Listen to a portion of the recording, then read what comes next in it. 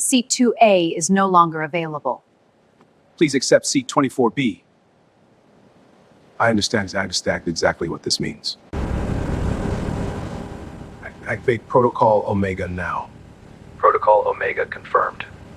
Executed immediately. It was a misunderstanding. You judged me before knowing me. We accept full responsibility. What kind of man gets ignored in a first-class lounge, while the company that ignored him quietly depends on his signature to keep its planes moving? Adrian Walker sat alone beside the rain-streaked windows of the Meridian Atlantic Lounge at JFK. Outside, silver jets crawled across the wet tarmac under a low New York sky. Their engines hummed behind the glass like tired animals. Inside, everything looked expensive and calm. Soft lamps, polished chrome, white marble, cream chairs arranged so no one had to sit too close to anyone else. But calm can lie. Adrian noticed the woman at the coffee station before she noticed him. Her name tag read Linda Parker, late 50s, blonde hair pinned tight. A navy blazer pressed so sharp it looked uncomfortable. She moved through the lounge with practiced warmth, carrying coffee like it was a gift. A white man in a wool coat raised one finger. Linda smiled before he even spoke. "Fresh coffee, Mr. Ellison?" "You read my mind," he said. She laughed softly and filled his cup. Across the room, an older couple asked whether the pastries were still warm. Linda bent slightly at the waist, almost like a bow. "Let me check for you right away." Then she passed Adrian. His cup was empty. His plate was untouched. His boarding pass lay beside his tablet. Linda saw all of it. Her eyes touched his suit, his hands, his face. Then they moved away. Not quickly. That would have been easier to forgive.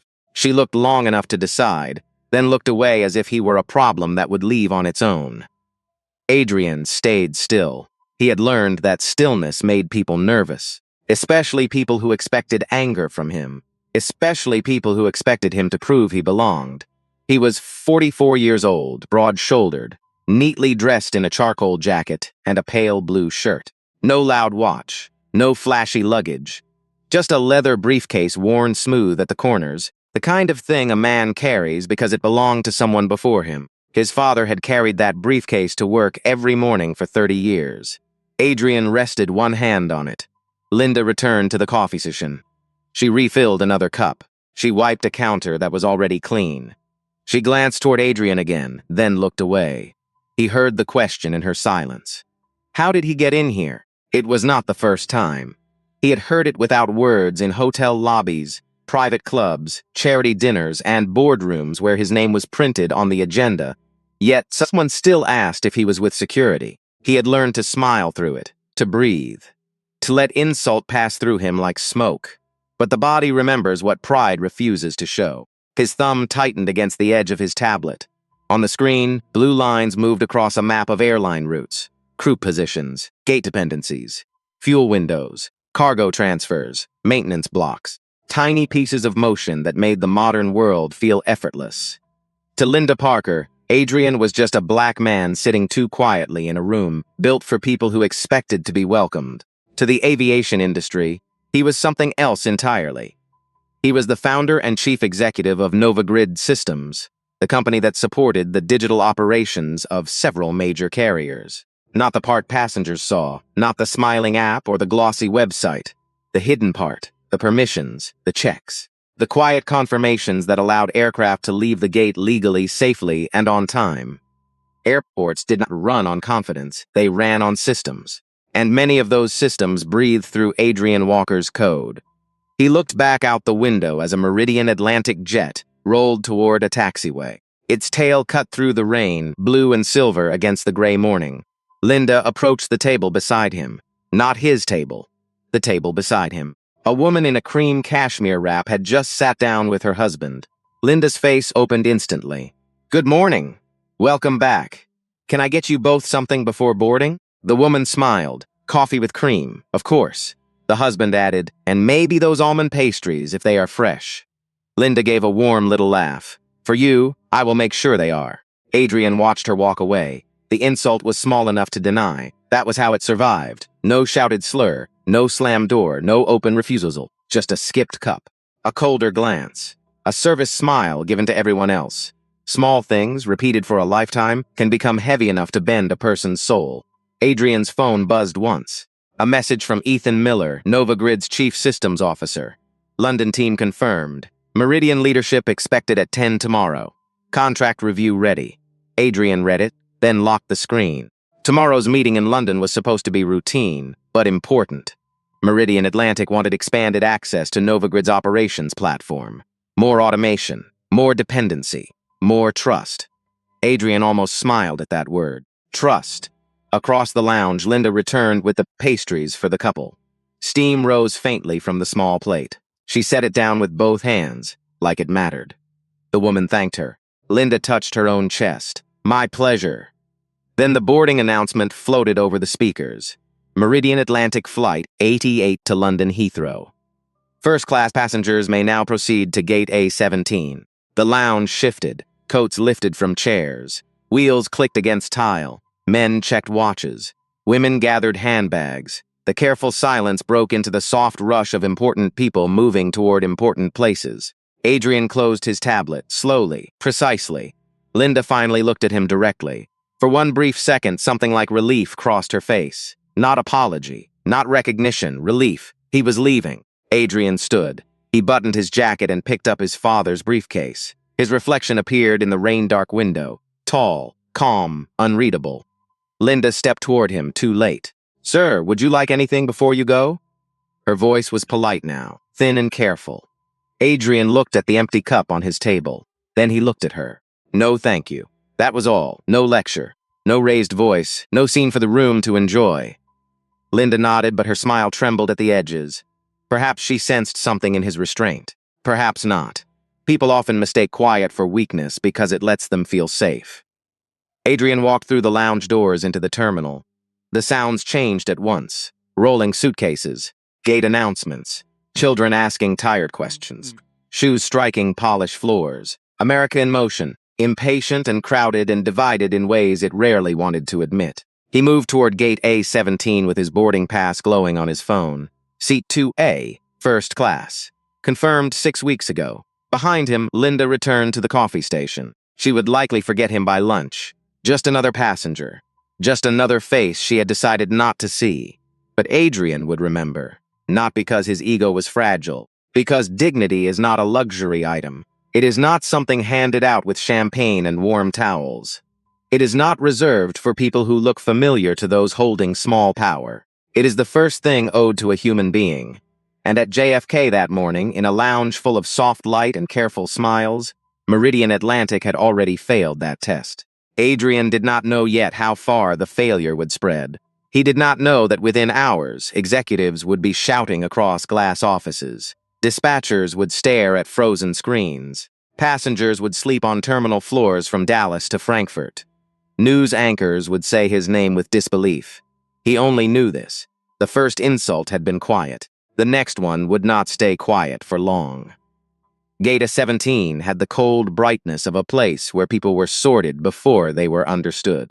Adrian Walker moved through the terminal with his phone in one hand and his father's briefcase in the other. The boarding area was crowded but not chaotic. Just tense in that Leipziger airport way. People stood too close to the lane. A man in a navy overcoat checked his watch every few seconds. A woman with pearls pressed her lips together every time a child laughed too loudly. Adrian joined the priority line. He did not push. He did not announce himself. He simply stood there, shoulders squared, eyes forward, while the gate's screen above him glowed with the words London Heathrow. At the counter, Patricia Hayes smiled warmly at the couple ahead of him. Good morning, Mr. and Mrs. Whitmore. London again? The husband chuckled. Business, unfortunately. Well, Patricia said, scanning their passes. I hope we can make the flight comfortable anyway. Her voice had honey in it. Then Adrian strode forward. The honey disappeared. Patricia was in her early 50s, with silver blonde hair pinned so tightly it pulled at her temples. Her uniform was perfect. Her name badge shone under the gate lights. She carried herself like a woman who had spent years turning small authority into something larger. Boarding pass, sir. The word sir was there. Respect was not. Adrian held out his phone. Patricia scanned it. The reader beeped green. For half a second, everything was normal. Then her eyes moved to the screen, back to him. down again. Her fingers began tapping. Adrian watched the change in her face. It was not confusion. Confusion has softness. This was calculation. A small tightening around the mouth. A pause just long enough to become a decision. There appears to be an issue with your seat assignment, she said. Adrian kept his voice calm. Seat 2A, first class. Confirmed 6 weeks ago. Patricia gave a thin breath through her nose. The system is showing a conflict. That is unusual. Yes. Well, we had an equipment adjustment this morning. The lie landed cleanly between them. Adrian knew it before she finished speaking. Nova Grid tracked major aircraft equipment changes across partner carriers in real time. A wide-body configuration could not change without weight updates, catering shifts, crew recalculations, seat map locks, and operational signatures. None had appeared on his screen in the lounge. Not one. He looked at Patricia. What is the new assignment? Her fingers tapped twice. Premium economy. Seat 24B. Behind him, someone sighed loudly. A suitcase wheel squeaked against the floor. Near the jet bridge entrance, the Whitmores slowed, pretending to adjust a bag while listening. Adrian looked down at the phone in his hand, then back at Patricia. A middle seat. It is a very comfortable seat, sir. There it was again. Sir. A word emptied of respect and filled with procedure. Adrian felt heat rise behind his ribs. He let it pass. He had learned long ago that some people listened harder for anger than for truth. If he raised his voice, they would stop hearing the facts and start hearing the story they already wanted. I paid for first class, he said. Patricia straightened. The cabin is full. Then why was my seat released? Her eyes sharpened. Sir, I am only telling you what the system shows. No, Adrian said. The line behind him quieted.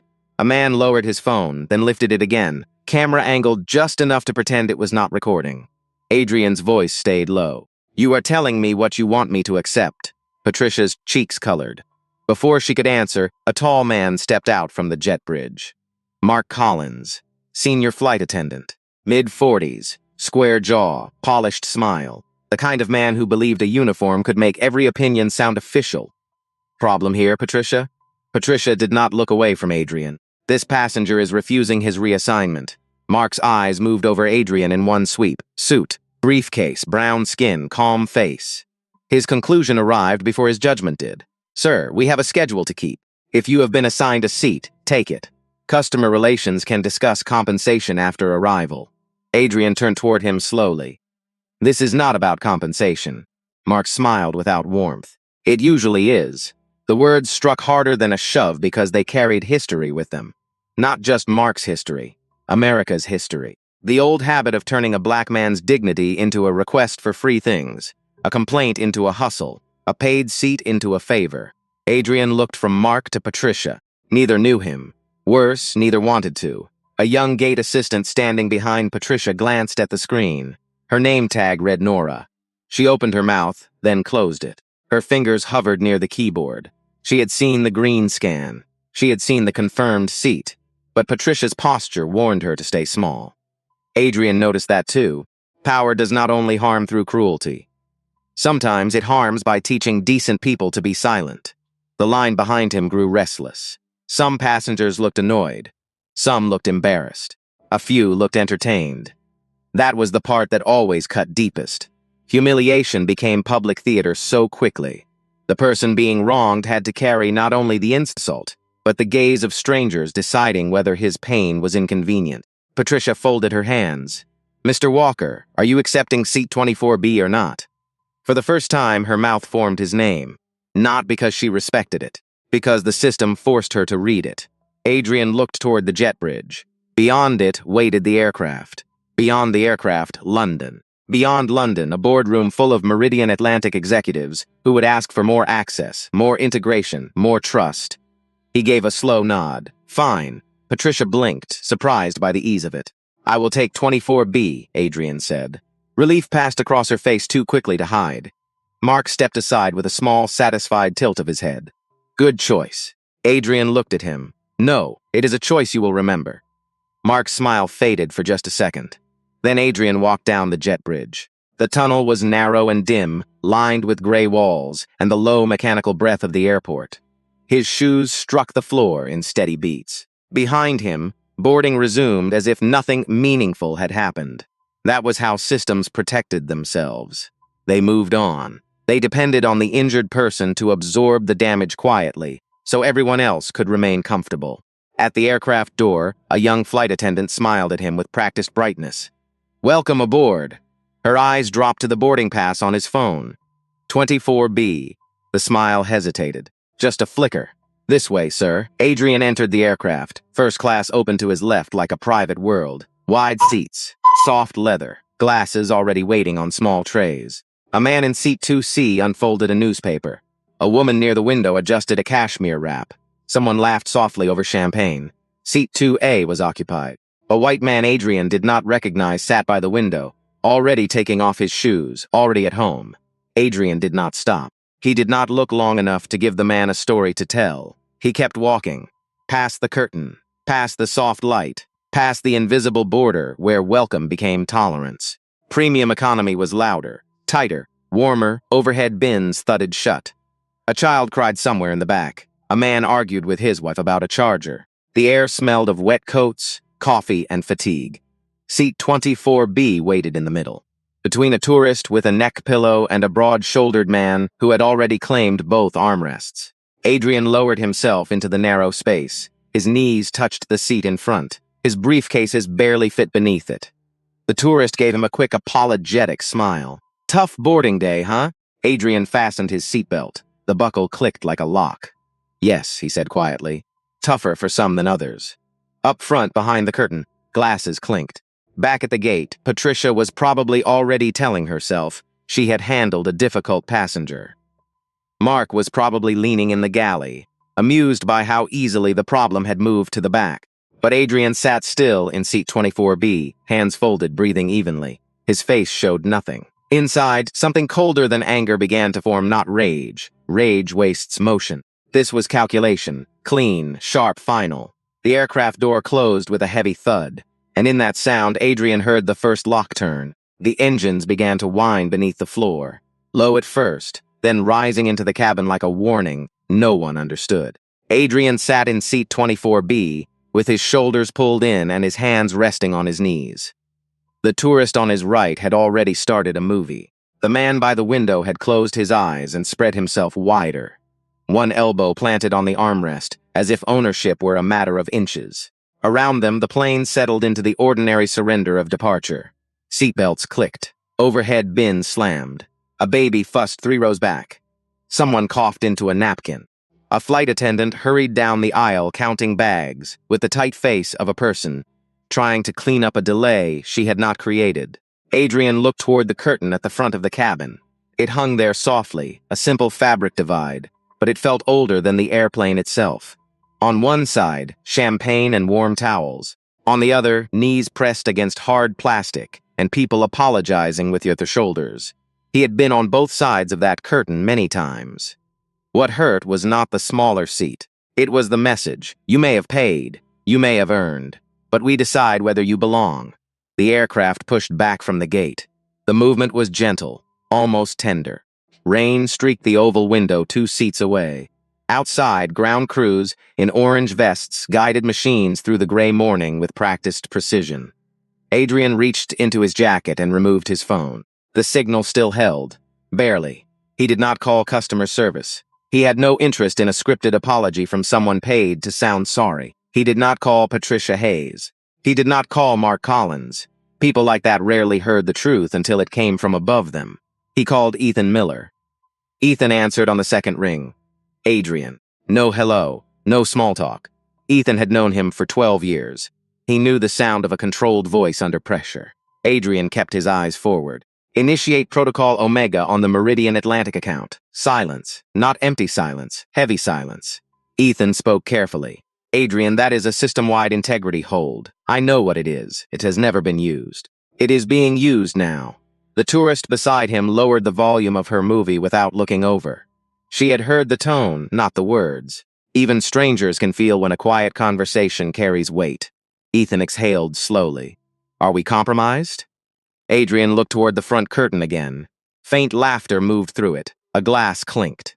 Not compromised, he said. Exposed. Ethan did not answer right away. He was a technical man, but not a foolish one. He understood systems and he understood people. He knew Adrian would never use a contractual lock out of pride alone. Authorization required, Ethan said. Adrian's voice dropped. Walker Alpha 9. Full contractual lock. Aviation operations only. No safety systems. No aircraft in the air. Ground movement and dispatch permissions only. Another pause, then typing. Fast, precise, surgical. Ethan's voice changed. Professional now. Confirmed. Protocol Omega staging. Integrity review will begin across scheduling, crew assignment, ground movement, baggage chain, fuel approval, ticketing synchronization, and dispatch clearance. Right access remains available. Right access will be suspended pending compliance review. Adrian closed his eyes for 1 second. In the darkness behind his eyelids, he saw Linda's glance in the lounge. Patricia's false concern at the gate. Mark's little smile when he said it usually is. The passengers watching, waiting for him to become the problem so they could feel clean. Execute, Adrian said. The word was quiet. It landed like a stone in deep water. Ethan whispered, "Done." Adrian ended the call. The cabin door had already sealed. The plane continued its slow taxi, unaware that something behind it had changed. Up front, the crew prepared for takeoff. Behind glass walls far away, the airline's digital bloodstream had begun to constrict. Adrian put his phone into airplane mode and slipped it into his jacket. The tourist glanced at him. "Everything okay?" He turned his head slightly. Her face was kind but cautious. She was a woman in her 60s, gray hair tucked beneath a soft scarf, hands folded around a plastic water bottle. She looked like someone who had learned not to pry but still cared enough to ask. Adrian gave her a small nod. "It will be." She seemed to hear the second meaning. Her eyes dropped toward his suit, then toward the front curtain, then back to his face. Something flickered there. Understanding, maybe regret. "Long flight," she said. "Longer for some than others," Adrian replied. She looked away, not offended, thinking, that was all he wanted from most people. Not guilt, thought. The plane turned onto the runway. The engines rose. The cabin trembled. For a few seconds, every face became still in the shared vulnerability of takeoff. Rich or poor, window or middle, first class or last row. Every person trusted invisible systems, unseen workers, and strangers they would never meet. Adrian felt the wheels leave the ground. New York dropped beneath them, gray and wet and restless. Somewhere below, the first alert appeared in Dallas.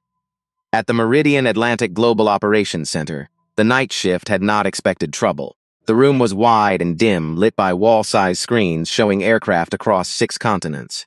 Dots moved along routes, gates changed color, crew blocks refreshed. Fuel windows opened and closed. To passengers, air travel seemed like motion. To the people in that room, it was permission. Permission to crew. Permission to fuel. Permission to load. Permission to push. A junior dispatcher named Rachel Stone noticed the first Nile. Flight 12 out of Miami had failed crew validation.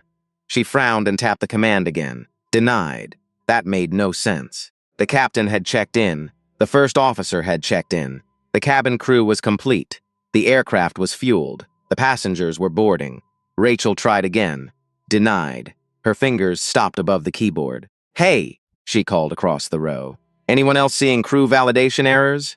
A systems coordinator 2 desks over raised his hand without looking up. Fuel approval frozen in Seattle. Another voice followed. Baggage chain locked in Boston. Then another. Dispatch clearance not writing in Newark. The room changed, not all at once. A rolling chair stopped. A keyboard went quiet. Someone took off a headset and stared at the screen. Yellow alerts became orange. Orange became red. Across the operations wall, aircraft dots stopped moving one by one, like lights going out in a city during a storm. Rachel's supervisor, Dan Mercer, strode over with a paper coffee cup in his hand. "What are we looking at?" "Multiple right access failures," Rachel said. "Not isolated. Not regional." Dan leaned closer. "Vendor outage?" "No. Read access is fine. We can see everything. We just cannot move anything." That sentence killed the last calm in the room. Because aviation did not survive on seeing. It survived on doing. Without right access, an airline was not an airline. It was a museum full of airplanes. Dan put down his coffee. "Get network operations. Get legal. Get NovaGrid on the line now." On the main screen, a banner appeared. Integrity review active. Rachel stared at it. She had never seen those words outside a training document. Then the numbers started climbing. 9 aircraft held, 23, 48. 81. By the time Chief Operating Officer Michael Grant walked into the operations center with his tie loose and sleep still caught into his eyes, 152 aircraft were frozen across the network. He stopped at the edge of the room. No one needed to explain the scale. He could feel it in the silence. The kind of silence professionals make when they realize the disaster is not coming. It is already inside the building. What failed? Michael asked. Dan handed him a tablet. Nothing failed. Michael looked at him. That is the problem, Dan said. Michael read the screen, his face drained. Protocol Omega, integrity hold, initiated by Nova Grid Systems. For a moment, he did not move. Every executive at Meridian Atlantic knew Nova Grid. Their software was not an accessory. It was the spine beneath the airline's skin. Replacing it would take years. Fighting it would take lawyers. Restoring access would take something far harder for a corporation in crisis. Permission. Michael looked up slowly. Who authorized this? Rachel swallowed. The account key belongs to Adrian Walker. The name hit the room like a dropped blade. Michael's voice lowered. Why would Adrian Walker lock our system? No one answered. Then Rachel turned back to her monitor, pale now. Sir, Michael looked at her. There is an incident report from JFK, Gate A17, passenger reassignment. First class to premium economy. Seat 2A to 24B. The operations center went completely still. Rachel's voice fell. The passenger was Adrian Walker. Michael Grant had spent 30 years learning how airline disasters sounded. Engine failures came with alarms. Weather meltdowns came with radar maps turning red. Labor strikes came with phone calls, union statements, and television trucks outside headquarters. But this was different. This disaster sounded like silence. The Meridian Atlantic Operations Center had stopped breathing. Rows of analysts sat under blue-white light, staring at screens that showed the airline's body frozen across the world. New York, Dallas, Boston, Seattle, London, Frankfurt, Chicago. Aircraft sat at gates with crews on board, fuel loaded, bags scanned, passengers buckled in. Everything was ready, nothing could move. The system could see every aircraft. It could confirm every crew. It could read every fuel report. It simply refused to bless the next step. Michael stood in the center aisle with Rachel Stone's tablet in his hand. The words on the screen seemed heavier each time he read them. Protocol Omega, integrity hold, initiated by Nova Grid Systems. Dan Mercer stood beside him, arms folded tight across his chest. His coffee had gone cold on the desk. Can we bypass it manually, Michael asked. Dan shook his head, not at scale, not safely. We can move a handful of flights through emergency procedures if the FAA approves, but not the network. Not without Nova Grid right access. Rachel spoke from her station, voice thin but steady. Frankfurt is requesting manual override again. Dan looked at Michael. Tell them denied until legal clears it. Rachel relayed the message, then swallowed hard. They are asking how long. No one answered. That was the worst part of a crisis. People always wanted time. 10 minutes, 1 hour. A clean number they could announce to passengers, investors, reporters, spouses waiting at arrivals. But truth did not care about comfort. Michael's phone vibrated so hard in his hand it seemed angry. Robert Daniels, Chief Executive Officer of Meridian Atlantic. Michael answered before the second ring. Robert, tell me this is a software glitch. Robert's voice was rough with sleep, but underneath it was fear. Real fear, not irritation, not executive impatience. Fear. Michael looked at the wall of frozen aircraft. It is not a glitch. Then what is it? Michael turned toward the glass office overlooking the operations floor. He lowered his voice, though everyone near him already knew. Nova Grid initiated Protocol Omega. The line went silent. Then Robert said one word, why? Michael looked at Rachel. She was still reading the incident report from JFK, her face tightening with every line. Because our people at JFK downgraded Adrian Walker from first class to premium economy. Robert did not speak for several seconds. When he did, the arrogance had drained from his voice. Adrian Walker was on one of our flights? Yes. Flight 88 to London. Gate A17. Seat? Michael closed his eyes for half a beat. 2A, and we moved him? Yes. To where? Seat 24B. The silence that followed felt like something breaking. Michael could picture Robert in his Connecticut home, standing barefoot on expensive hardwood, surrounded by framed aviation awards and photographs of aircraft. He did not personally know how to move. He was finally understanding the shape of the mistake. They had not offended a celebrity. not a senator, not a loud passenger with millions of followers. They had humiliated the man whose company held the operational keys to their airline. Robert's voice returned lower, colder. Get me every record from that gate. Scanner logs, seat map changes, camera footage, employee notes, audio if we have it, everything. Already pulling it. Who touched the record? Michael glanced at Rachel. Patricia Hayes, gate agent. Mark Collins, senior flight attendant. Lounge interaction may involve Linda Parker, but we are still confirming. Put Hayes and Collins on administrative hold now. Michael let out a humorless breath. Robert, with respect, administrative hold will not restart 152 aircraft. Across the room, another dispatcher called out. Heathrow Gate Control wants an update. A second voice followed. Dallas has passengers deplaning themselves at gate C12. Crew is requesting law enforcement support. Rachel looked up from a social media dashboard. Local posts are spreading. Hashtag Meridian Freeze is moving in Boston and Seattle. A passenger video from JFK has just appeared online. Michael's stomach tightened. What video? Rachel tapped her screen, then sent it to the main display. The operations wall changed. For a moment, instead of maps and routes, the room saw gate A17. The footage was shaky, filmed from behind a row of passengers. Adrian stood at the counter, still as stone. Patricia faced him with folded hands.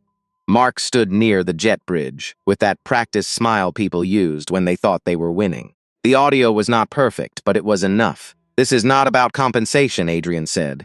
Mark's answer came clear. It usually is. A low sound moved through the operations center. Not a gasp exactly, something more ashamed. Rachel looked down. Dan's jaw tightened. Michael felt heat in his face, the kind that came when a company's slogans met the truth of its behavior. For years, he had sat through culture meetings, customer dignity, inclusive service, bias awareness. He had approved training decks, signed emails, nodded through polished presentations. But at real gates, under real pressure, culture was not a slide. It was a choice, and their people had chosen badly. Robert was still on the phone. Was that him? He asked quietly. Yes. Robert cursed under his breath. Call Adrian. He is in the air, then call Novagrid. We did. Their legal team says all inquiries must go through contractual emergency channels. Ethan Miller confirmed the hold is active and within contract limits. Within contract limits? Yes. Another red marker appeared on the wall, then another. Michael watched them bloom across the network like bruises beneath skin. Robert said, "This is a hostage situation."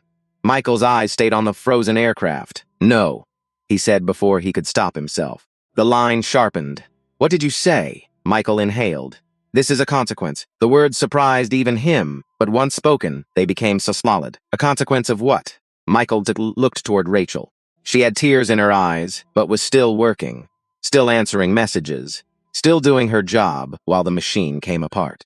Of treating someone like he had less right to dignity because he did not match our staff's idea of first class. No one on the line spoke. Then Robert said, "We need control of this story." Michael almost laughed. Control was what companies said when truth had already left the building. Rachel lifted a headset from one ear. Media Relations says CNBC is asking whether the shutdown is connected to a discrimination incident at JFK. The room went still again. Michael repeated it into the phone. CNBC is asking. Robert's voice dropped. How do they know? Michael looked back at the social dashboard. The numbers were rising too fast to track. Videos, screenshots, angry passengers, aviation analysts, former employees, people telling their own stories under the same hashtag. "I think the world found out before we did," Michael said. At 37,000 feet, Adrian Walker was the only calm man inside a storm no one else could see. The cabin lights had dimmed to a soft blue glow. Dinner carts rattled somewhere behind him. Plastic cups clicked. Seat screens flickered against tired faces. The man by the window slept with his mouth open, his shoulders slowly sinking into Adrian's space. The tourist on the aisle paused her movie and glanced at him once, then at the curtain, then back at her screen. Adrian did not move. His phone was dark in his hand. There was no satisfaction in what he had done. That was the part most people would never understand. They would call him ruthless. They would measure the damage in delayed flights, missed connections, stock movement, and angry passengers sleeping on terminal floors. They would not measure the weight of Linda's eyes when she chose not to see him. They would not measure Patricia's calm lie. They would not measure Mark's smirk when he reduced his dignity to compensation. Adrian closed his eyes. His mother's voice came back to him from years ago, low and tired after a double shift in Cleveland. Do not let them make you small, baby. The world will try. You stand anyway. He had stood quietly, and they had mistaken quiet for surrender. A young flight attendant stopped beside his row. Red hair, pale skin, nervous hands around a tray of water cups. Her name tag read Emily Carter. Sir, would you like some water? Adrian opened his eyes. Yes, thank you. She handed it to him carefully, with both hands so it would not spill. Her gaze dropped to his suit, then to the cramped seat, then to his face. Something passed through her expression. Not suspicion, recognition, maybe even shame. Long flight, she said softly. Adrian took the cup, longer for some than others. Emily's mouth parted as if she wanted to ask something. Then she closed it. In airline work, compassion often had to survive inside rules. She moved on. Adrian looked down at the cup. The water trembled slightly. Not from turbulence, from him. For the first time that night, anger reached his fingers. Then the captain's voice came through the speaker, smooth and unaware. Ladies and gentlemen, we are cruising comfortably across the Atlantic. We expect an on-time arrival into London Heathrow. Adrian lifted his eyes toward the ceiling. On-time arrival. The words nearly made him smile, because far below, in glass offices and operations centers, powerful people were learning something they should have known long before. Arrival was not the same as control. By the time Flight 88 began its descent toward London, Meridian Atlantic was no longer an airline having a bad morning. It was a breaking news banner. In first class, the Wi-Fi was strong enough for panic to arrive before the landing gear dropped. Phones lit up one after another. Business travelers frowned into glowing screens. A woman in a cream cashmere wrap whispered to her husband that their return flight from Heathrow had been canceled. Someone behind her cursed under his breath. 152 aircraft, a man said, reading from his phone as if the number itself had teeth. The cabin changed after that. Luxury became nervous. Champagne glasses sat untouched. Blankets slipped from laps. The soft first-class lighting suddenly made every face look older. Mark Collins heard the first mention from the forward galley. He was standing beside the espresso machine, arms folded, trying to look calm. He had spent most of the flight telling himself the incident at JFK was over. The passenger had taken the reassignment. The door had closed. The plane had departed. That was how these things usually ended. A complaint might arrive later. A voucher might be issued. Someone in customer relations would write a polished apology and call it resolved. Then a woman in seat 1C held up her phone. "Excuse me," she said. "Do you know why every Meridian flight out of Dallas just went red?" Mark took the phone with a practiced service smile. "I am sure it is just a temporary system issue, ma'am." Then he saw the headline, "Meridian Atlantic operations frozen worldwide after reported discrimination incident at JFK." His smile vanished in pieces. First the corners of his mouth, then the color in his face. JFK. The word sat there like a locked door. He read the headline again. His thumb hovered over the screen, but he did not scroll. He did not need to. His body understood before his mind accepted it. The passenger stared at him. "It says discrimination incident." Mark handed the phone back too quickly. "Online reports are often inaccurate. Ma'am, corporate will have more information after we land." His voice held, but only barely. Behind him, the cockpit door opened. Captain Reynolds stepped into the galley, his face tight. He was as a veteran pilot in his late 50s, a man with silver hair and the quiet authority of someone who had crossed the Atlantic more times than he could count. But now he looked less like a captain, and more like a man who had been handed a problem at 10,000 feet, with no clean way to solve it. "Mark," he said quietly, "who was moved from 2A at JFK?" Mark's throat tightened. There was a seat conflict. "That is not what I asked." Mark looked down the aisle toward the curtain. It seemed farther away now. "A passenger named Walker," he said. The captain's eyes sharpened. "Adrian Walker?" Mark did not answer. He did not have to. Captain Reynolds closed his eyes for one breath. When he opened them, the patience was gone. Corporate just sent a priority message. "We are to make contact with Mr. Walker after landing. No discussion in flight. No confrontation. No public statement. Do you understand me?" Mark nodded. Yes, Captain. And Mark? Yes, do not improvise. The words landed cold. In premium economy, the news arrived more slowly, like weather creeping under a door. A businessman a few rows ahead refreshed his phone before the connection weakened again. Huh, he muttered. Looks like Meridian is having some kind of system meltdown. The tourist beside Adrian paused her movie. What kind of meltdown? The man squinted at the screen. Flights grounded everywhere. People are saying it started at JFK. Adrian lifted the plastic cup of water Emily had given him and took one slow sip. The tourist turned toward him, casual at first. Can you believe that? Imagine being stuck on the ground right now. Adrian looked past her, toward the narrow gap between seats and the curtain beyond it. Some people were stuck long before the planes were, he said. She frowned slightly, not fully understanding, but she heard enough to stop talking. The aircraft dipped through gray cloud. The cabin lights brightened. Outside, dawn spread over England in pale strips of silver. Passengers lifted window shades. The man by the window woke with a grunt, rubbed his eyes, and checked his phone. The tourist read another update. Oh my God, she whispered. Adrian did not move. She kept scrolling. It says the shutdown may be tied to a first-class passenger being downgraded at JFK. They are saying it was some tech CEO. The man by the window sat up straighter. Seriously? The tourist looked at Adrian's suit, then at his still hands, then at the seat number above their row. Her voice lowered. Were you supposed to be in first class? Before Adrian could answer, Emily Carter appeared in the aisle. She looked pale now, not frightened exactly. More like someone who had realized she was standing inside a story that would outlive the flight. She held the cabin tablet in both hands, gripping it so tightly her knuckles had gone white. Mr. Walker, the tourist froze. The man by the window turned fully toward Adrian. Adrian looked up. Yes. Emily swallowed. The captain is requesting to speak with you after landing, when we are parked at the gate. The cabin around them seemed to shrink. A few heads turned, then more. No announcement had been made, but a name can travel without sound when people are hungry for meaning. Walker. Adrian Walker, the man in 24B. Adrian nodded once. Tell the captain I will speak with him after the door opens. Emily's eyes flickered with something close to apology. Yes, sir. That, sir, was different. Not procedural. Earned. As she moved away, the tourist slowly leaned back in her seat. Her face carried embarrassment now. Not just for asking, but for every assumption she had made without naming it. I am sorry, she whispered. Adrian turned to her. For what?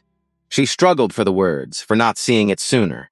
Adrian held her gaze for a moment. That is how it survives, he said. She looked down. The sentence stayed with her, not as accusation, as instruction. Up front, Mark Collins stood near the galley curtain. He had heard Emily say the name. He had heard the row number, 24B. His mouth went dry. For the first time all night, he remembered Adrian's face correctly. Not as a delay, not as a difficult passenger, not as a man looking for compensation. As a warning he had chosen not to read. The aircraft broke through the last layer of cloud, and Heathrow appeared below, wet and gray and sprawling. Runways crossed the ground like dark ribbons. Aircraft waited in long silver lines. Some belonged to Meridian Atlantic. Some were still. Too still. Captain Reynolds made the landing announcement with professional calm, but his voice carried a strain that seasoned travelers could hear. Ladies and gentlemen, we have begun our final approach into London Heathrow. Please make sure your seat belt is fastened, your tray table is stowed, and your seat back is upright. He did not mention the crisis. He did not mention Adrian, but everyone with a phone knew enough. First class had gone quiet. Premium economy had gone quieter. The wheels hit the runway with a hard kiss of rubber. The engines roared in reverse. The cabin shook. A baby cried once, then stopped, as if even the child sensed the weight inside the plane. Adrian looked through the narrow slice of window past two strangers. London rolled by in mist and steel. Behind him, passengers refreshed their phones. Ahead of him, Mark Collins stood frozen near the curtain. Beyond the glass, executives, lawyers, airport security, and cameras were already waiting. The aircraft slowed, turned, taxied. Every minute felt longer than flight. When they finally reached the gate, the seatbelt sign chimed off, but no one moved with the usual rush.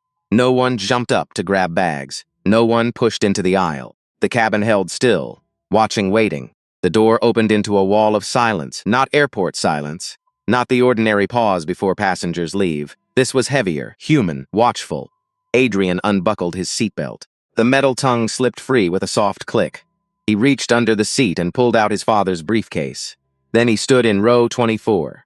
Slowly, controlled. All around him, eyes followed. The tourist leaned back to let him pass. The man by the window moved his armrest for the first time. Adrian stepped into the aisle and buttoned his jacket. No anger showed on his face. That made it worse for the people who had earned it. He walked forward, past rows of passengers who now saw him clearly, past Emily, who lowered her eyes for 1 second, then looked back up with quiet respect, past the curtain, into first class, the cabin that had been taken from him. Mark Collins stood beside the galley with his hands clasped in front of him. His face was gray. "Mr. Walker," he said, voice thin, "I think there may have been a misunderstanding." Adrian stopped. The cabin tightened around them. "A misunderstanding requires two people to be confused," Adrian said. Mark's mouth opened, closed. Adrian held his gaze. "I was never confused. You looked at me and decided I was asking for something I had not earned." Mark swallowed. "Sir, I was following information from the gate." "No," Adrian said. "You were following a story you already believed." The words landed clean and hard. From the cockpit doorway, Captain Reynolds appeared, hat tucked under one arm. "Mr. Walker," he said carefully, "corporate leadership is waiting in the jet bridge. They are asking to speak with you immediately." Adrian looked past him. Through the open door, he saw men in dark suits.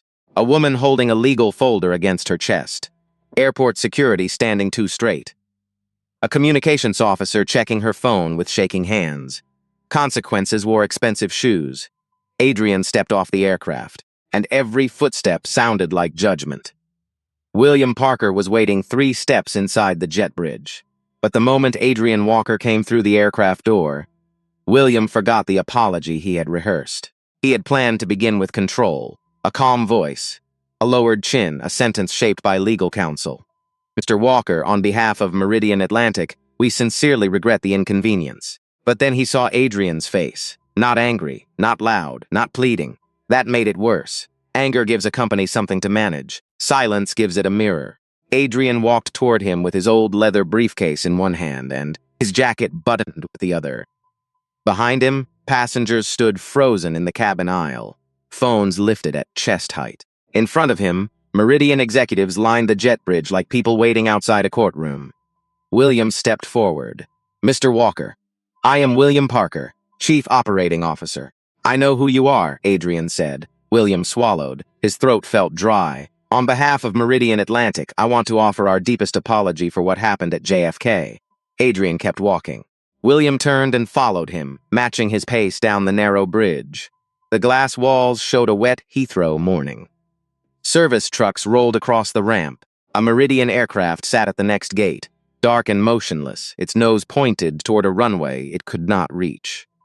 "We understand you were improperly reassigned," William said. Adrian stopped so suddenly William nearly stumbled. Improperly reassigned. The phrase seemed to rot in the air. Adrian turned to him slowly. "A printer can be improperly assigned. A baggage cart can be improperly routed. A man is not improperly reassigned when your employees look at his skin and decide his ticket is negotiable." William went still. The attorney behind him lowered her eyes. The communications director froze with her phone in both hands. Adrian's voice did not rise. That was what made the words cut. "Do not soften what happened because your company is frightened of the word for it." William nodded once. It was not enough, but it was all he had. "You are right," he said quietly. Adrian studied him. For the first time since landing, William looked less like an executive and more like a tired man, standing inside the cost of every meeting he had rushed through. He had heard speeches about dignity. He had approved diversity campaigns. He had said the right things from podiums. But right things said in public did not matter if wrong things were tolerated in private. Behind them, Captain Reynolds stepped out of the aircraft and kept his distance. Mark Collins remained in the doorway, pale, watching the scene like a man seeing his future close in. Passengers filed out slowly around him, whispering, recording, staring. Emily Carter, the young flight attendant, paused at the aircraft door. She looked at Adrian and gave the smallest nod. Not dramatic. Not enough to protect her from anything, but human. Adrian noticed. That mattered. William gestured toward the terminal. Mr. Daniels is on a secure video line. Our legal and operations teams are waiting in private services. We would like to resolve this immediately. Resolve, Adrian repeated. He looked through the glass at the parked aircraft, the silent jet bridges, the ramp workers standing beside vehicles with nowhere to go. That is what companies call it when they want the pain to stop before the truth is finished. William had no answer. His phone buzzed.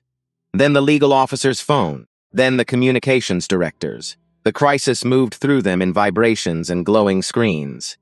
The communications director stepped close to William and whispered, CNBC is outside Terminal 3. Reuters is asking whether Mr. Walker will make a statement. Hashtag Meridian Freeze is national in the States. Adrian heard every word. Of course he did. William looked at him. We are asking for a private conversation. Adrian's eyes moved toward the passengers exiting behind him. Privacy is what your employees counted on. The sentence landed hard. Not because it was cruel, because it was true. The terminal doors opened ahead. Airport staff had cleared a path, but not enough to hide the attention. People stood near windows. Phones rose. A man in a business suit whispered Adrian's name to another traveler. A woman near a coffee kiosk covered her mouth when she recognized him from a news alert. Adrian walked through it all without speeding up. He knew what they were seeing now. Not the man in 24B, not the passenger who had been quietly moved, not the inconvenience at the gate. They were seeing power after they had first seen only race. That was the part that saddened him most. The truth had not changed. Only their knowledge of his title had. In the private services wing, Meridian had taken over a narrow executive room with glass walls and a long table. Rain traced crooked lines down the windows. On the far wall, a large screen showed Robert Daniels from a private office in New York. He looked older than his official photo. His tie was loose. His eyes had the flat shine of a man who had not slept. Adrian entered but did not sit right away. William stood to one side. Two attorneys sat with open laptops. The communications director clutched a folder against her chest. A regional vice president stared down at the table, as if reading answers from the wood. Robert leaned toward the camera. Adrian, I want to begin by saying how personally sorry I am. Adrian said nothing. The silence forced Robert to continue. What happened at JFK does not reflect who we are as a company. Adrian finally sat at the end of the table. He placed his briefcase beside his chair, not on it. His father had taught him never to let a room tell him where to put what mattered. It reflects exactly who you are when no one important is watching, he said. The room went still. Robert's jaw tightened, but he controlled it. We are prepared to offer a full refund, significant compensation, lifetime top-tier status, and a public apology. Adrian looked at him as if Robert had offered a bandage to a house fire. You are trying to buy back embarrassment. I am here to discuss accountability. One of the attorneys leaned forward. She was composed, mid-40s, sharp glasses, careful voice. Mr. Walker, with respect, Protocol Omega is creating enormous operational harm. Passengers who had nothing to do with this are stranded across multiple airports. Adrian turned to her. I agree. That seemed to surprise her. Innocent passengers should not suffer because your company built a culture where dignity depends on appearance. That is why this conversation should move quickly. William looked down. Robert's voice hardened. What do you want? Adrian opened his briefcase and removed a folder. The paper inside was clean, organized, already marked. Ethan Miller and NovaGrid Legal had prepared it before landing. Adrian had reviewed it in the car between the aircraft and the private room. 3 conditions, Adrian said. No one moved. First, Patricia Hayes and Mark Collins are terminated today. Not transferred, not quietly retrained. Terminated for discriminatory conduct and falsifying the nature of a passenger issue. The regional vice president shifted, uneasy. Second, Robert Daniels will issue a public statement within the hour. Not vague customer experience language. Not regret for inconvenience. You will name what happened. Racial bias, abuse of authority, wrongful downgrade. The communications director went pale. Third, Meridian Atlantic will fund a $50 million, 10-year independent passenger dignity and anti-bias program. Independent oversight. Annual public reporting. Mandatory de-escalation certification for gate agents, flight attendants, supervisors, and captains. Robert stared from the screen. Adrian's voice remained quiet. Until those conditions are accepted in writing, Protocol Omega remains active for ground operations. No aircraft in the air will be touched. No safety system will ever be compromised. But your company will not move another plane under my platform while pretending this was a misunderstanding. The attorney opened her mouth. Adrian looked at her. She closed it. Robert leaned back in his chair. You are asking me to humiliate my own company. Adrian stood slowly. No, your company did that at Gate A17. I am asking you to tell the truth about it. Outside the glass, cameras flashed from the corridor. Inside, no one spoke. Then William Parker took off his glasses and rubbed both eyes. When he spoke, his voice was low. Robert, we should accept. Robert Daniels accepted because he had no better option. But the room still felt the weight of his pride fighting for one last breath.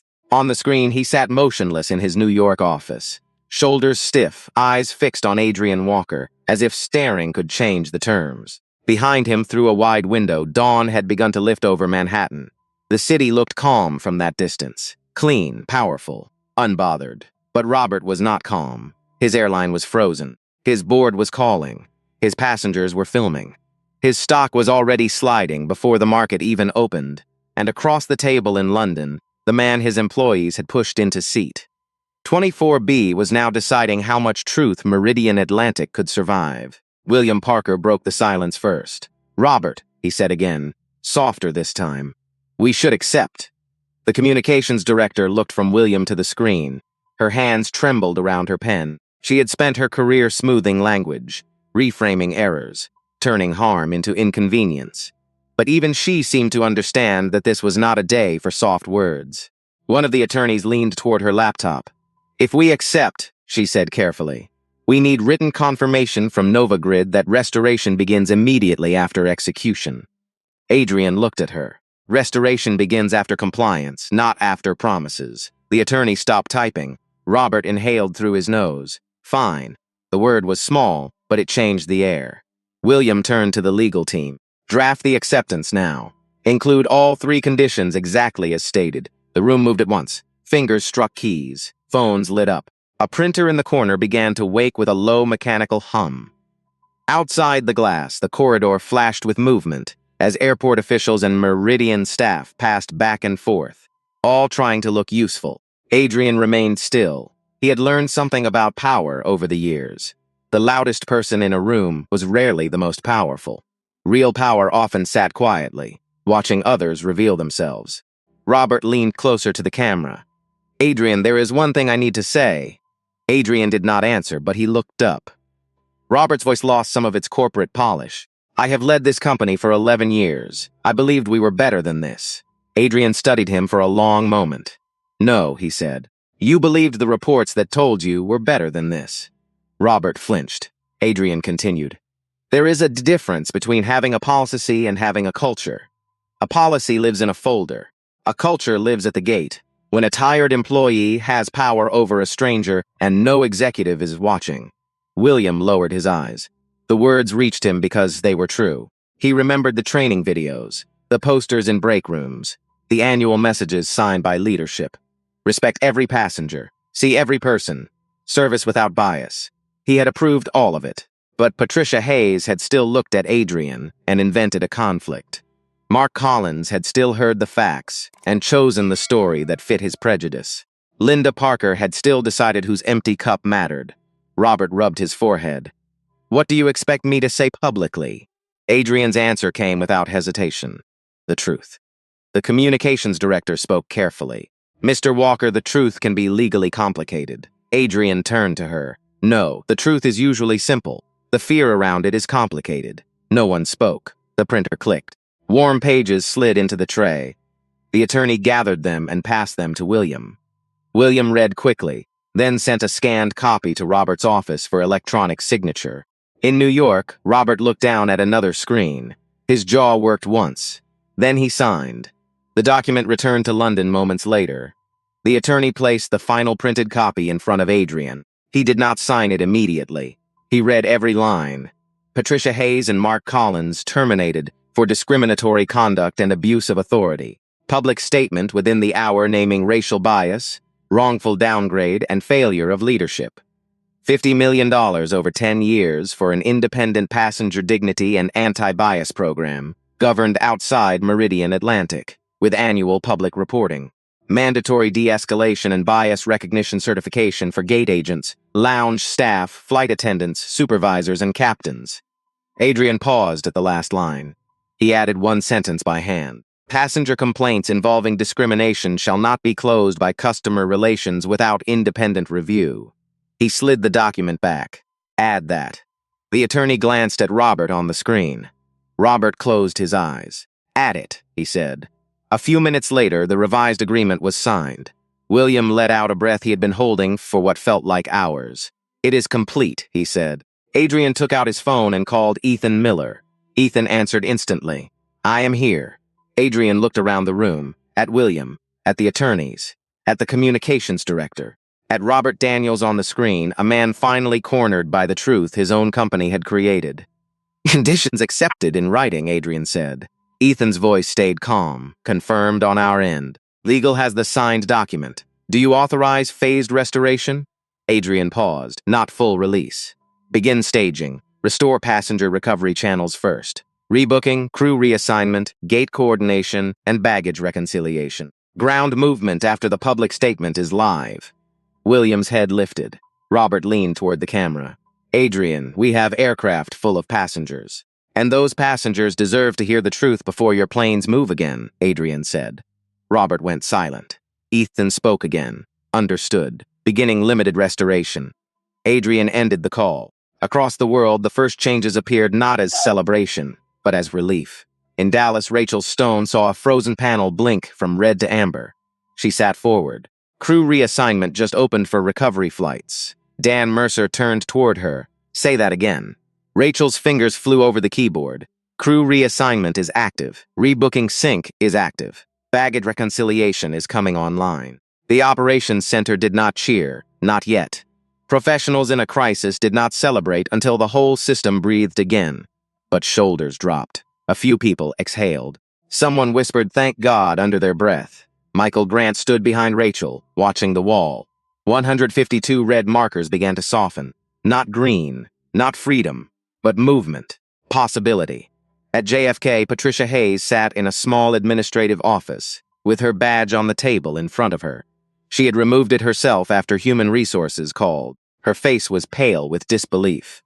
I only followed what the system showed, she kept saying.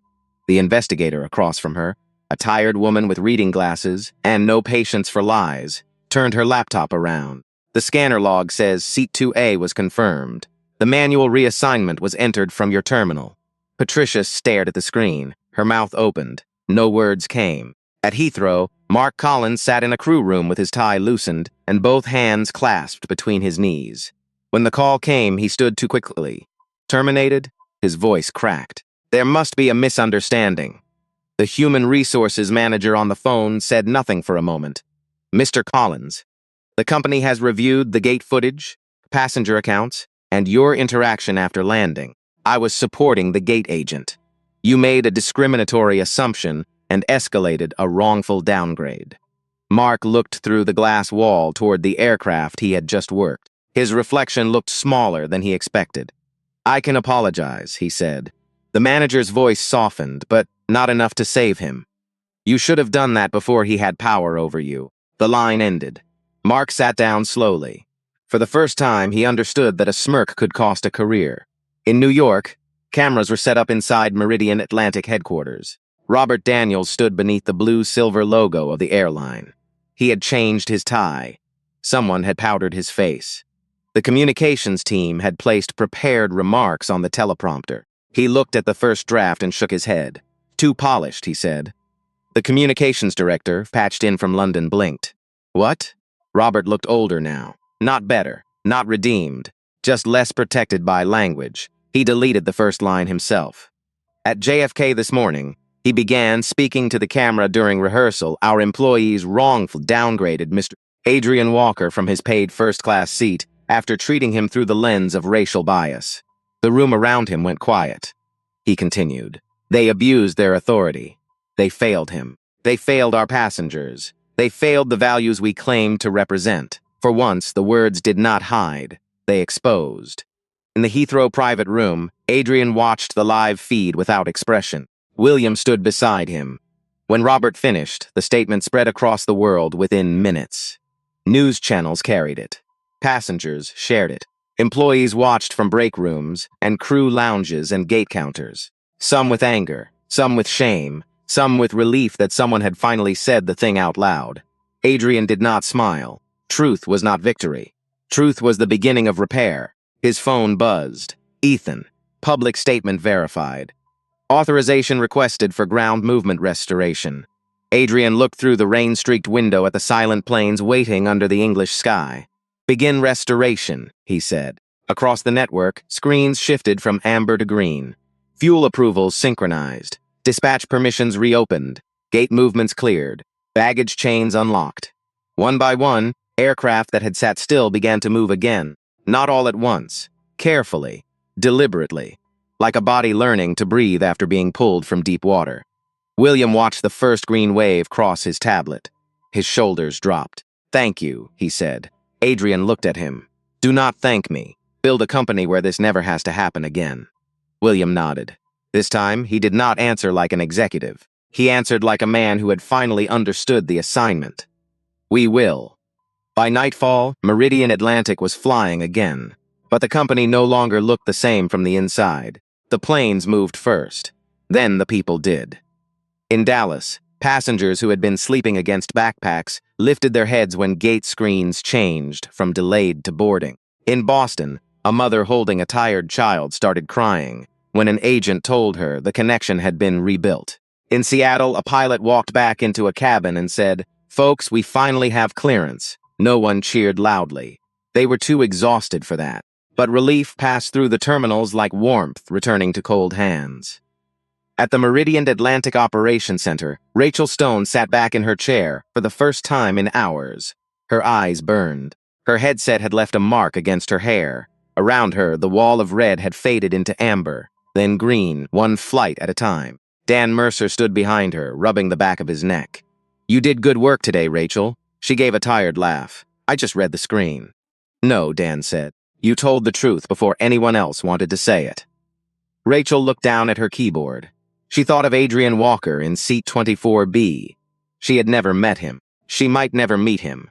But all day, his name had moved through rooms full of people who had been forced to examine what they usually ignored. That mattered. A system could restart. A conscience took longer. At JFK, the lounge felt different too. Not physically. The same lamps glowed. The same polished counters reflected the evening lights. The same coffee machine hissed behind the bar. But Linda Parker was not there. Her replacement, a younger attendant named Grace, moved slowly through the room, looking every passenger in the eye before asking what they needed. Maybe she had always worked that way. Maybe the day had changed her. Either way, an older black man near the window received fresh coffee before his cup was empty. A small thing. But small things were where dignity either lived or died. In a back office nearby, Patricia Hayes sat alone after her final meeting with Human Resources. The badge was gone now. The lanyard that had hung around her neck for nearly 17 years lay in a plastic evidence bag with her name printed on it. She stared at the empty space on her blouse where it used to rest. For hours, she had told herself she was a victim of a bad moment. A misunderstanding. A social media storm. A powerful man making an example of her. But the security footage kept replaying in her mind. Adrian standing calmly, his confirmed seat, her fingers changing the record. The lie leaving her mouth before she had even fully chosen it. Equipment adjustment. She covered her face with both hands.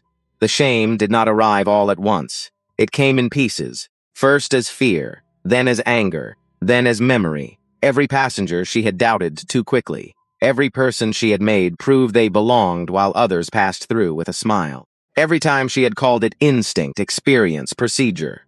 It had a name now. That was what frightened her most. Not losing the job. Being unable to pretend she did not know what she had done. At Heathrow, Mark Collins did not leave through the crew exit. He waited in the nearly empty crew room long after the others had gone, sitting beneath fluorescent lights that made his face look gray. His phone sat on the table. Unread messages filled the screen. Some from colleagues, Some from reporters, one from his daughter. "Dad, is this about you?" He had not answered. He did not know how. For years, Mark had thought of himself as professional. Firm, yes. Direct, yes. But fair. That was the word he had used whenever someone complained about his tone. Fair. Now he kept hearing Adrian's voice. You were following a story you already believed. The sentence would not leave him alone. He thought back to the gate. Adrian's suit. Adrian's calm. Adrian's skin. Mark had not needed many details. He had filled in the rest himself. He had seen a problem because some part of him expected one. The room was quiet except for the hum of a vending machine. Mark picked up his phone and opened his daughter's message again. His thumb hovered over the keyboard. He typed, "Yes." Then he stopped, deleted it, typed again, "Yes," and I was wrong. This time he sent it. It was not redemption, not even close, but truth had to start somewhere. Across the airport, Adrian Walker stood beside a rain-streaked window in the private services wing. The crisis room behind him had grown quieter. Lawyers had left. Calls had slowed. William Parker was speaking softly with operations staff in the hallway. Outside, planes taxied under the floodlights. Their bodies shone silver against the dark pavement. One after another, they moved toward the runway. The world was beginning again.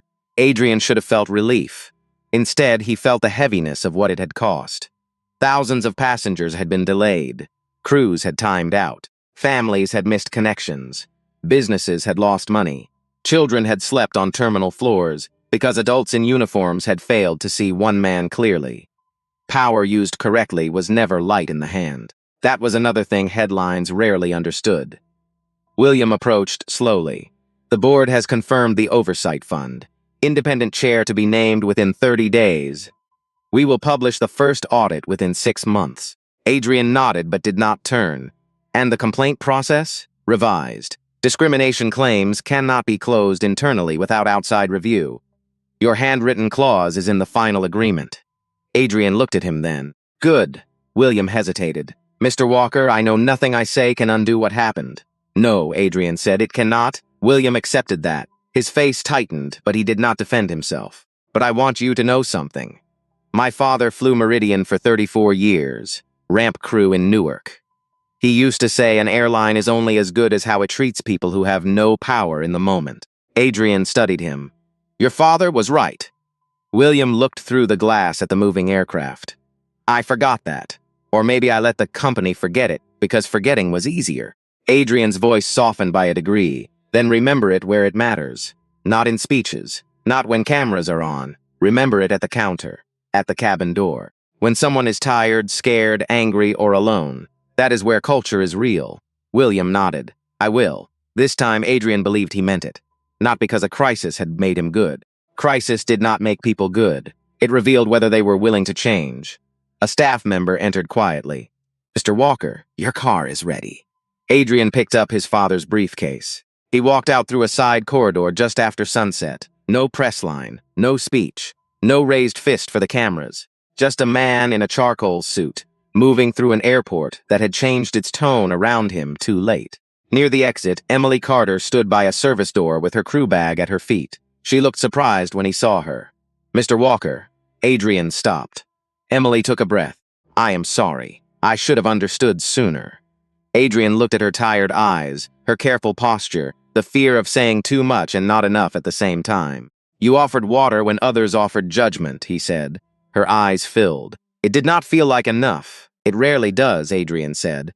But enough begins with seeing. Emily nodded, holding the words like something fragile. Outside, the air smelled of rain and jet fuel. Cameras waited beyond a barrier near the curb. A reporter called out as Adrian approached the waiting car. Mr. Walker, was it worth it? Adrian stopped. For a moment, the airport noise fell back.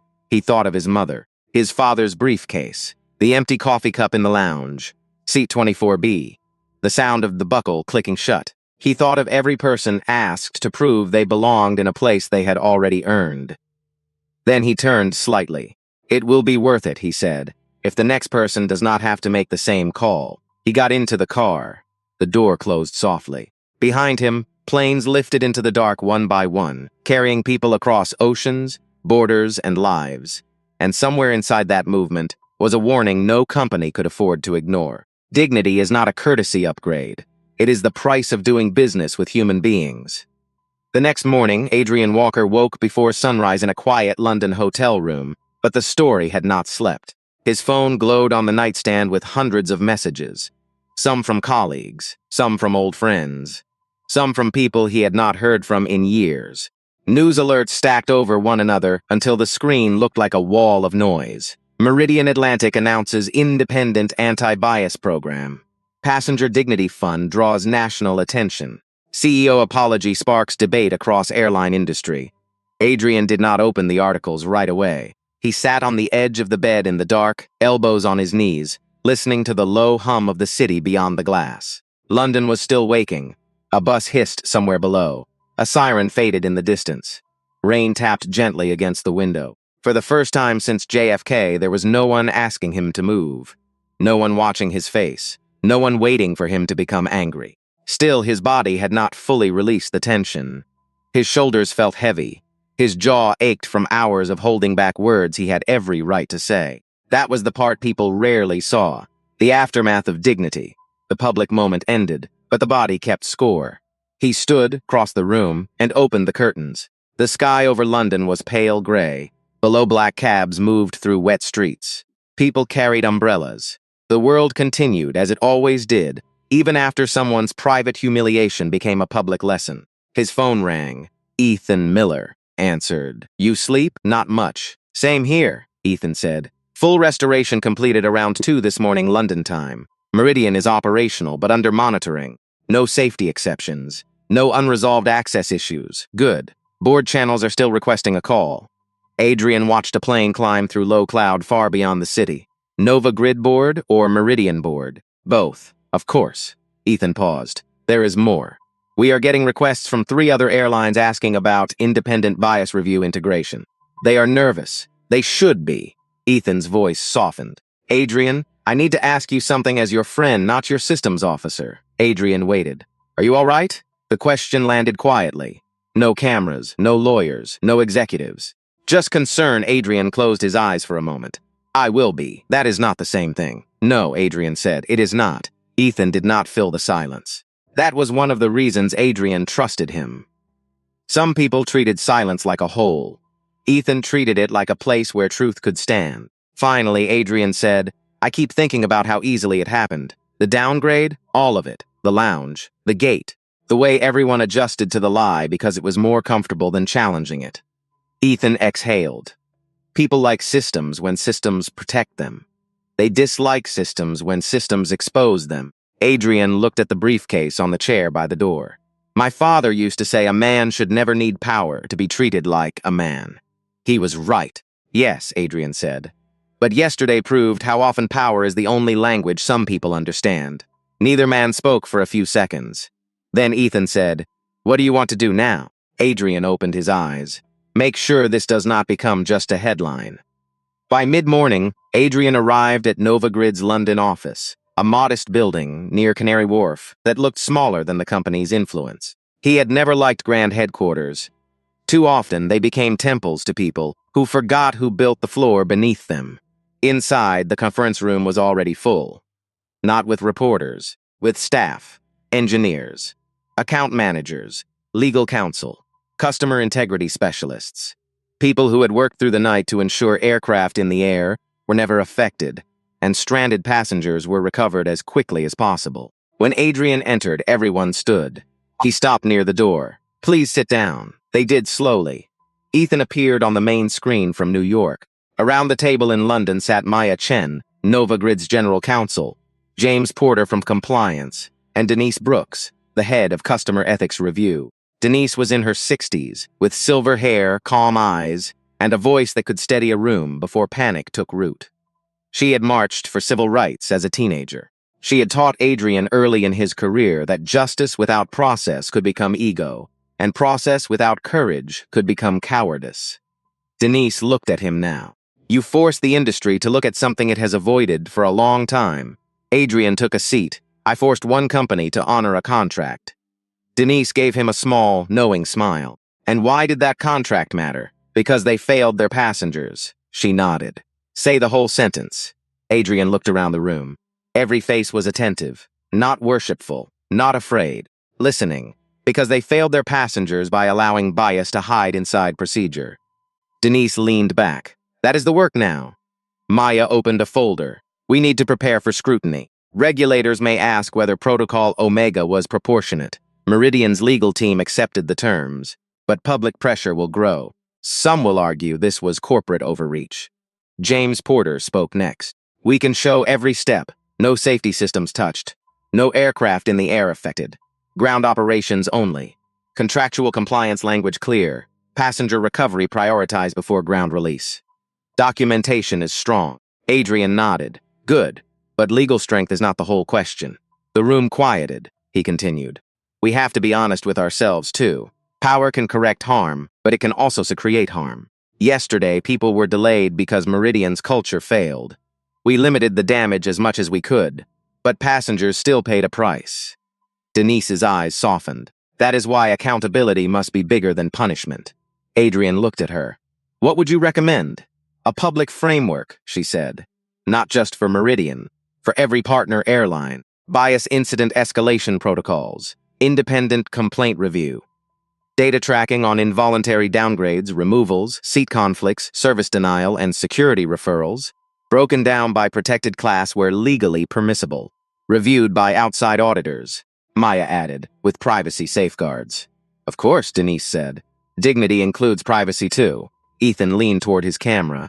Technically, we can build a flagging system. If a premium passenger is downgraded at gate after a confirmed scan, it triggers supervisor review. If the reason entered is equipment change, the system verifies aircraft configuration records. No matching operational event, no downgrade without executive override. James nodded, and every override is logged. Adrian listened, the heaviness in his chest shifting into something else. Not relief. Purpose. This was the part after outrage that mattered most. The building, the guardrails, the boring, necessary architecture of fairness. A viral apology could fade in a day. A better system could protect someone years from now. Adrian stood and walked to the window. The Thames lay beyond the buildings, dark and steady under the morning light.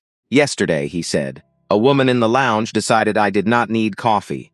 A gate agent decided my paid seat was flexible. A flight attendant decided my objection was about money. Each one could claim it was small. Each one could say it was judgment, not bias. He turned back to the room. But small choices become a culture when no one interrupts them. No one moved.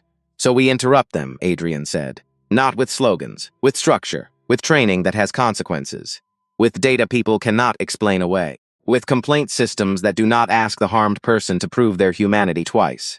Denise smiled faintly. Your father would be proud. Adrian looked down. He hoped so. His phone buzzed again. This time, the message came from an unknown number. He almost ignored it, then read the preview. Mr. Walker, this is Emily Carter from Flight 88. I do not know if this will reach you. I just wanted to say I have requested to participate in whatever training comes next. I should have spoken up sooner. I am going to learn how. Adrian stared at the message for a long moment. Then he typed back. Start by seeing people before the system tells you who they are. That is where the work begins. He sent it. Outside, another plane climbed into the gray sky. Inside the room, the next fight was becoming clear.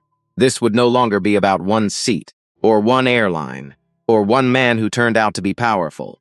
That was the easy version of the story, the one people would share online because it felt satisfying. The harder truth was this. No one should need to be powerful to be believed. No one should need to be wealthy to be treated gently. No one should have to reveal a title before receiving respect. Adrian looked at his team. Let us build the thing I needed yesterday before I had to use power. The room came alive. Laptops opened. Notes began. As assignments formed, voices sharpened with purpose. The storm had exposed the damage. Now came the repair. And repair, Adrian knew, was slower than punishment. But it lasted longer. 3 months later, Adrian Walker returned to JFK, but this time no one asked whether he belonged. He arrived without cameras, no security detail. No publicist walking 2 steps ahead. Just the same charcoal jacket, the same quiet stride, and his father's old leather briefcase in his left hand. The terminal was alive with morning noise. Rolling bags, coffee machines, gate agents calling names. Children asking if the plane was here yet. It was ordinary, and somehow that made it more important. Because dignity is not tested in the dramatic moments only. It is tested on ordinary mornings. At Gate A17, Meridian Atlantic had changed the signage. Not much, nothing loud. A small plaque near the counter read Passenger Dignity Review Site. Beneath it, agents were being observed by an independent team, not to punish every mistake, but to catch the habits that had once gone unseen. William Parker stood near the window, waiting. He looked different now, thinner, tired, but steadier. "Mr. Walker," he said. Adrian shook his hand. William did not overdo the apology this time. He had learned that repeating regret could become another way of centering himself. "Thank you for coming," he said. Adrian looked toward the gate. "Show me what changed." William nodded. They walked together past the counter where Patricia Hayes had once stood. A new supervisor, Angela Morris, was training 2 younger agents. A passenger in a work shirt and scuffed boots approached the priority lane with a boarding pass on his phone. One trainee hesitated, eyes flicking to the man's clothes. Angela saw it. "Pause," she said gently. The trainee froze. "What do we check first?" The trainee looked embarrassed. "The document." "And after that?" "The passenger," the trainee said. "Not the assumption." Angela nodded. "Good, welcome him." The trainee turned back to the man. "Good morning, sir. Let me verify your pass." Adrian watched without speaking. The moment lasted less than a minute. It would never trend. No one would clap. But a wrong path had been interrupted before it became harm. That was repair. Not perfect. Not finished. Real. In the Meridian Atlantic Lounge, the coffee station hissed softly. Grace, the young attendant who had replaced Linda Parker, moved through the room with calm attention. She greeted travelers by name when the system gave her one, and with equal warmth when it did not. An elderly black woman sat by the window, hands folded around an empty cup. Grace noticed. "Would you like more coffee, ma'am?" The woman smiled. "I would, thank you." Grace filled the cup, then paused. "Can I get you anything else before boarding?" The woman looked surprised by the care. "No, honey, that is enough." Adrian looked away for a moment. His throat tightened unexpectedly. Not because coffee fixed what had happened. Because disrespect often hides in small things, and so does healing. Later that morning, Adrian stood in a training room at Meridian Atlantic headquarters in New York. Around him sat gate agents, flight attendants, supervisors, pilots, and executives. Some looked nervous, some skeptical, some ashamed. On the wall behind him was the first public audit from the Independent Oversight Board. The numbers were uncomfortable. Discretionary downgrades reviewed. Security referrals reduced. Bias complaints reopened. Employees disciplined. Employees retrained. Policies rewritten. But the most important number was the one Denise Brooks had insisted they include. Passenger trust recovery. It had risen slowly. Not because of a commercial. Because people had started telling different stories. Adrian faced the room. "I do not want anyone here to remember me as the man who froze as an airline," he said. No one moved. "I want you to remember the man in 24B. The man you did not know. The man who had paid for his seat. The man who should not have needed a title to be treated with care." A flight attendant in the second row lowered her eyes. Adrian continued. "The lesson is not that you should be careful because a passenger might be powerful. That is fear. Fear is not respect. The lesson is that every passenger is already powerful in one way. They are human. That should be enough." The room was silent. Then Emily Carter stood. Her voice trembled, but she did not sit back down. "I was on that flight," she said. "I served Mr. Walker water after he had already been humiliated. At the time, I thought kindness after the fact was enough. It was not." She took a breath. "I should have questioned what happened before the plane left the gate. I should have asked why a confirmed first-class passenger was sitting in premium economy. I should have seen the person, not just followed the cabin flow." Her eyes turned toward the room. "We cannot undo harm by being polite afterward. We have to interrupt it while it is happening." No one applauded at first. Then Denise Brooks, seated near the front, gave one firm clap. Another followed, then another. Not celebration, acknowledgement. Adrian looked at Emily and nodded. That was courage, late but real, and real courage, even late, can still teach others to arrive earlier. By evening, Adrian returned to his office in Chicago. The skyline burned gold outside the window. On his desk sat the same briefcase, the leather worn at the handle where his father's hand had once held it. His assistant stepped in quietly. "There is one more message you may want to see." She placed a printed letter on his desk. Adrian picked it up. It was from the tourist who had sat beside him in 24C. Her name was Margaret Ellis. She wrote in careful handwriting, "Mr. Walker, I was the woman beside you on Flight 88. I have thought about your words every day. That is how it survives. I am 71 years old, and I have spent much of my life believing I was kind, because I was not openly cruel. I now understand that silence can be a form of participation. Last week, I spoke up when a hotel clerk treated a young black couple as if they did not belong in the lobby. My voice shook, but I used it. I wanted you to know your pain taught me something. I am sorry it had to."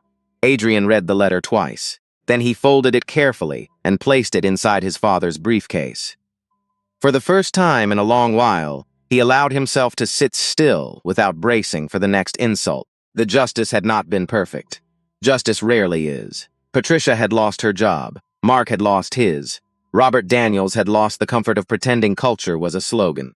Meridian Atlantic had lost money, pride, and control of its story. But something else had been gained. A gate agent paused before assuming. A flight attendant learned to speak sooner. A passenger in her 70s found her voice. A company had been forced to name the thing it had hidden behind policy. And Adrian Walker, who had been reduced to a seat number, had taken back his name. Outside, planes crossed the evening sky, small lights moving through the dark. Adrian watched them for a long time. He thought of his mother saying, "Do not let them make you small." He thought of his father's briefcase. He thought of the empty coffee cup, the green scan, the lie, the middle seat, the phone call. And then he thought of the man in the work shirt at gate A17, welcomed without suspicion because someone had learned to stop the story before it became harm. That was enough for tonight. Not the end of the work, but proof the work could move. Adrian turned off the office light and walked toward the door. Behind him, the city glowed. Above him, aircraft moved safely through the night, carried not only by engines and software, but by thousands of human choices no passenger would ever see. Some choices wound, some choices heal. And every day in airports, offices, stores, churches, hospitals, and homes, people decide which kind they will make. So if this story stayed with you, do not let it end here. Share it with someone who believes respect is a small thing. Tell them it is not. Tell them dignity is not earned by status, money, race, age, or a seat number. It belongs to every human being before they ever walk through the door.